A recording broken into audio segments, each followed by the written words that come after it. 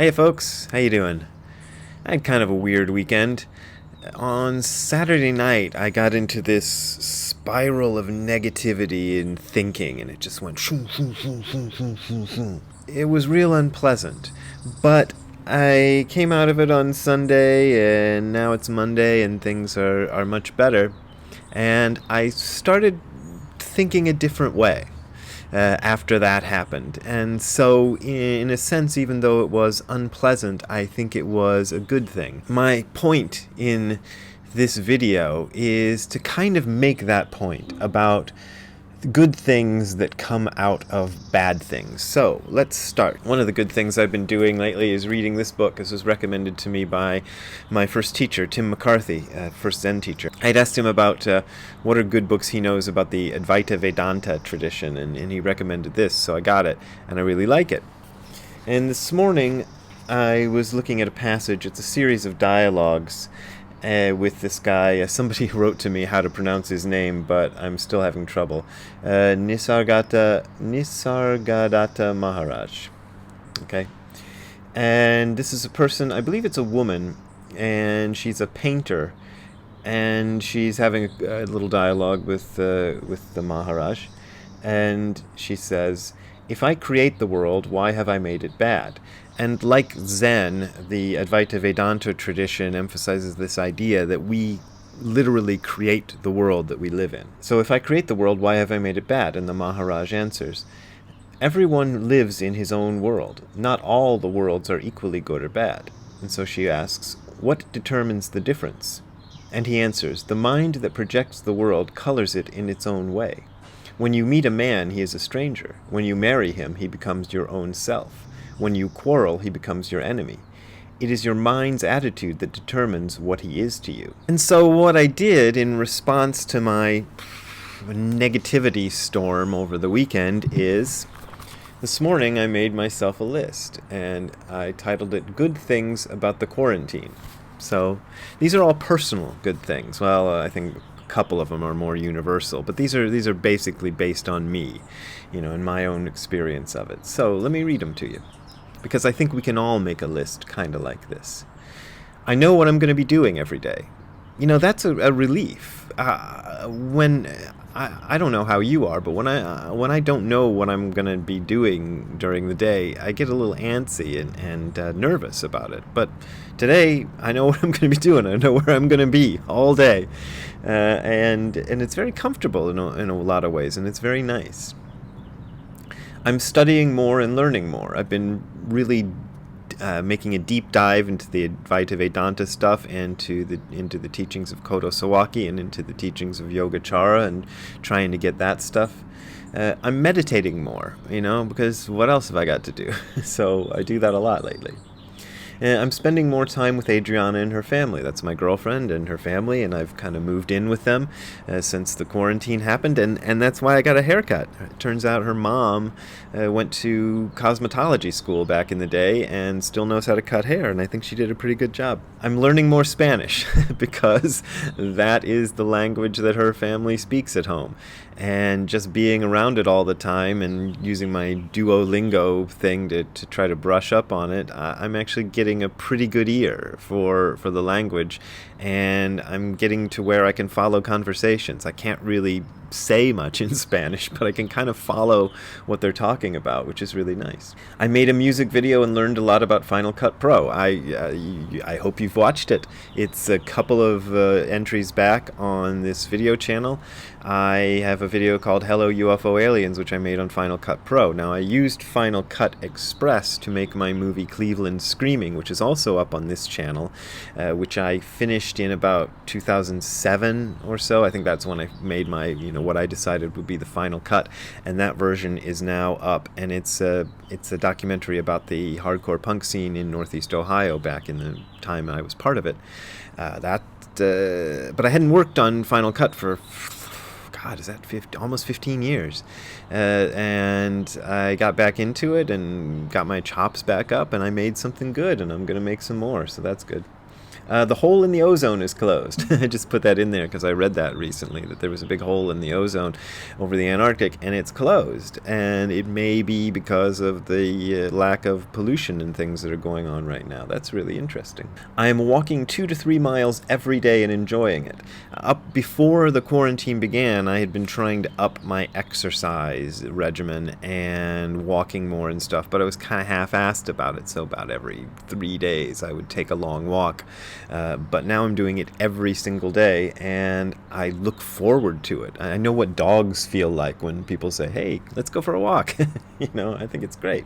I've broken some bad habits. I don't even want to go into what they are, but suffice it to say, there were some habits I had that this new living situation has forced me to stop, and I'm feeling really great about that. And it's really nice to have gotten over these things that I thought, were lifetime habits that I would never get over. I'm reading more. As I said, I'm reading a lot of books.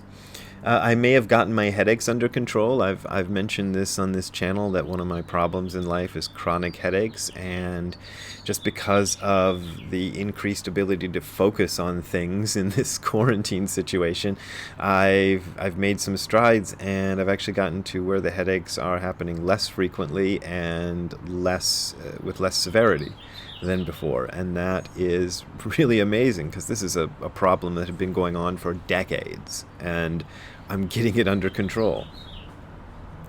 I know I can live in a different way. You start to think that when you live in a certain way that you can't change, especially somebody my age. I'm in my 50s. How can I change the way I live? Well, I've changed it drastically, and I know I can, so that's great.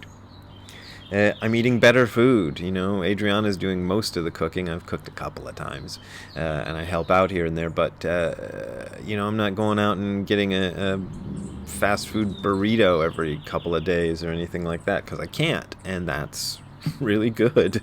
Even though there's a lot of dissent and argument, cooperation is also increasing, and there's a better sense that cooperation is what we need to do. And this is what I feel is going on with the world. Now, I know that the news media and the social media is going to tell you all about every piece of dissent and argument and back and forth that's going on.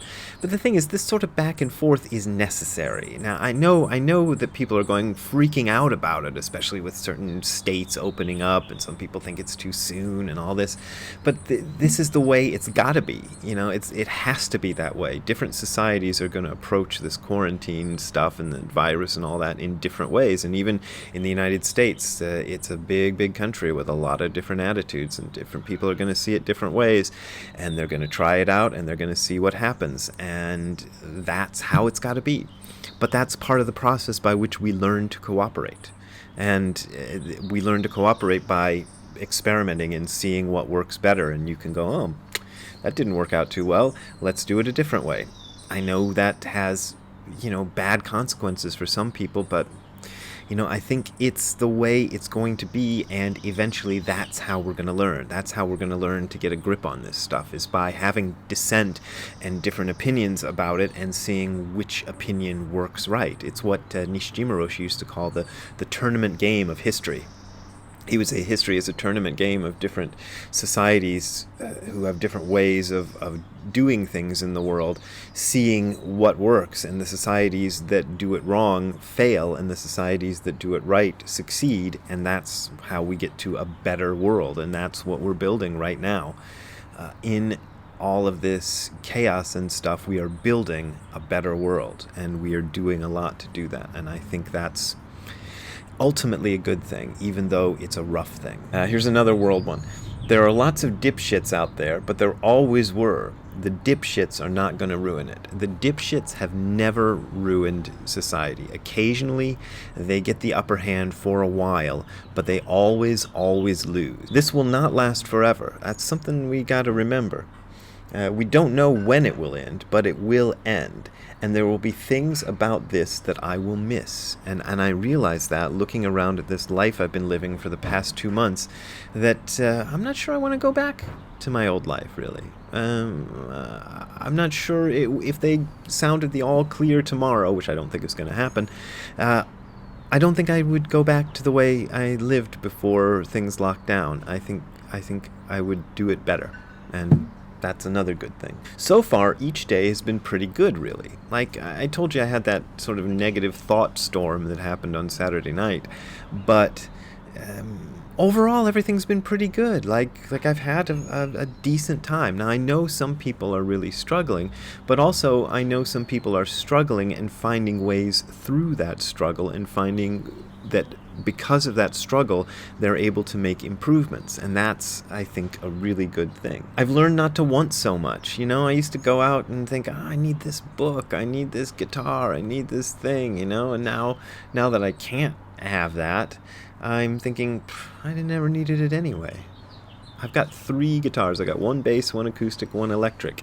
That's all I ever really needed. Why do I have a dozen at home? I'm going to get rid of them as soon as this quarantine allows me to do so.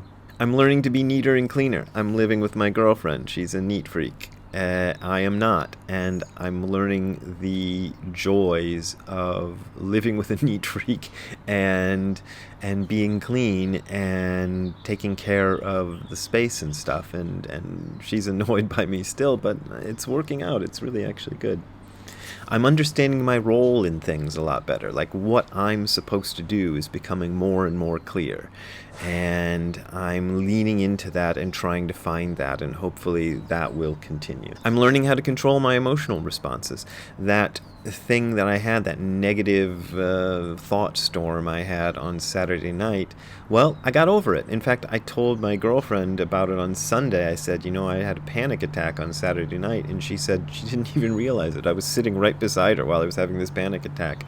But she was reading something, and all I was doing was kind of pacing, and she didn't notice anything was happening.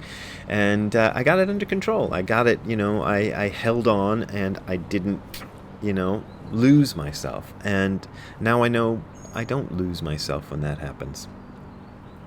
I'm looking at social media and media a lot less and caring a lot less about what people say there, because I realize most people are dumbasses, and their dumbass opinions don't matter. And people say things when they're scared or hurt or, having issues and whatever, and they don't matter that much. And even professionals in the media will have their moments where they say things they shouldn't say. And I've been upset at the media's total lack of responsibility over in this entire thing, and I still am. I still think that overall the media is being almost as ridiculous as they could possibly be at this time. They really should be pulling together and presenting a united front that's like us against the virus, and we're gonna win. But they're not doing it, and they're throwing all this negativity at you because they think it might help them win the election or something. Don't listen to that. It's all bullshit, Don't listen to it. Bunch of bullshit. Couple other things I'd like to say is the negativity thing. One of the reasons we get into these negativity spirals, or that I did on Saturday, I think is negativity. Projecting a negative possible outcome of a situation is adaptive. It is something that we've probably learned to do as a species, because that's how we survive.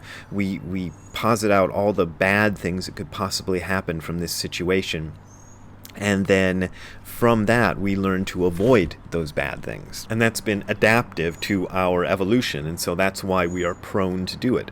But you could also spin out positive scenarios that are just as plausible. And neither one really matters that much. It's just what's happening at this moment that matters. That's the important thing. And speaking of that, there's always good things in every bad thing that happens. One of my most instructive stories I ever read was about Shunryu Suzuki, the guy who started the San Francisco Zen Center. There was a point in his life where he got very sick, and they thought he had hepatitis, and because they thought he had hepatitis, they separated him from the community and wouldn't let him interact with people and stuff. And then they found out he had cancer, and there's a scene in one of the biographies about him, it might be Crooked Cucumber, in which he says, to one of his friends, this girl who used to come with him. He says he has cancer, and he's smiling. And she's like, "Why are you smiling?" And he says, "Because it means I can eat ice cream with you again." He wasn't allowed to eat ice cream with her because they thought he had hepatitis. But then when he found out he had cancer, he could eat all the ice cream he wanted with her. And that's what he focused on. Another thing I saw was early on in the pandemic, there was a video I looked at with a woman she's in this whole hospital gown and all this plastic stuff, and she's surrounded by plastic stuff, and she's in the hospital, and she's talking about her case of COVID-19, which was pretty bad. It was life-threatening, but she got out of it, and she survived. And one thing that struck me about what she said is she said, it really wasn't that bad. Amazingly how people will do this. She says, if I sat around anticipating what this would be like, I would be horrified. But having gone through it, I realize it wasn't that bad. And that's kind of how we are, and that's how you can look at it. And, I hope this helped, and if it helped, good. Make a list like this for yourself. You might find it means something, and I find that talking about it and talking about it on this video has actually improved things even another level. So good on me, I guess. But maybe you can try it too, and that's why I'm offering it. As always, I survive by donations, and that's another good thing. So far, my donations have been coming in a little bit less than before, but fairly steadily, so that's great, and I really appreciate it. But if you're one of the people who's having a hard time financially, don't worry. I'm gonna see this through. I'm confident of that, and but I really do appreciate the continued donations and continued support that all of you have been giving me. And just remember, there are good things. No matter how bad it gets, or how negative it gets, or whatever story you see on the media that tells you about how it's going to be in the future, they don't know how it's going to be in the future. Just look at what's going on now and see the good in that. See you later. Have a good time all the time. Bye.